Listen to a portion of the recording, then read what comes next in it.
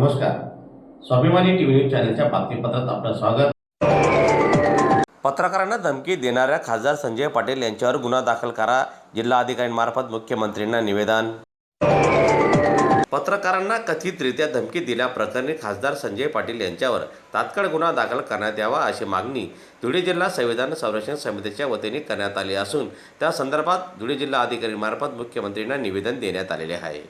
लोकशाहीचा चौथा स्तंभ असलेल्या पत्रकारांवर दबाव टाकणे किंवा धमकावण्याचा कोणालाही अधिकार नाही. पत्रकारांना धमकी देण्याच्या कथित प्रकारामुळे प्रसारमाध्यमांच्या स्वातंत्र्यावर गदा येत असून अशा घटनांचा संविधान समितीने तीव्र निषेध व्यक्त केलेला आहे.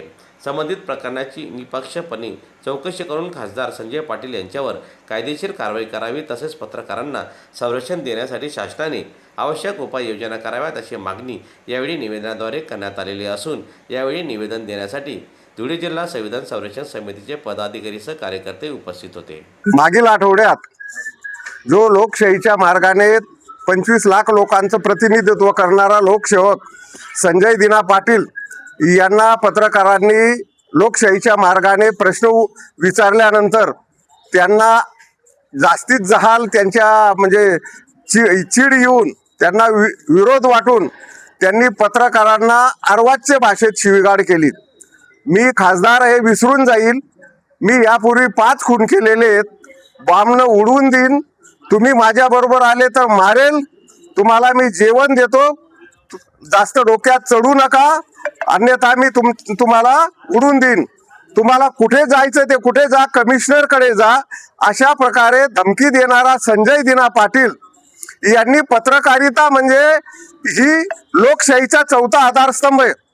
संविधानाचा आत्मा ही लोकशाही आहे व लोकशाहीचे 4 आधारस्तंभ विधिमंडळ, कायदेमंडळ, प्रशासन आणि पत्रकारिता. पत्रकारांना तिन्ही स्तंभांना प्रश्न विचारण्याचे, जाब विचारण्याचा अधिकार असून त्यांचं आद्य कर्तव्य आहे. आणि संजय दिना पाटील यांनी पत्रकारांवरच घाव घातलेला आहे, म्हणजे लोकशाहीवर घाव घातलेला आहे, जेणेकरून लोकशाहीवर घाव म्हणजे संविधानावरच घाला आहे. त्यामुळे अशा मगरूर गुंड बोलणार नाही अशा गुंडगिरी प्रवृत्तीच्या लोकसेवकाला माननीय मुख्यमंत्री यांना निलंबित करण्याचे प्रस्ताव केंद्र शासनाकडे पाठवावेत.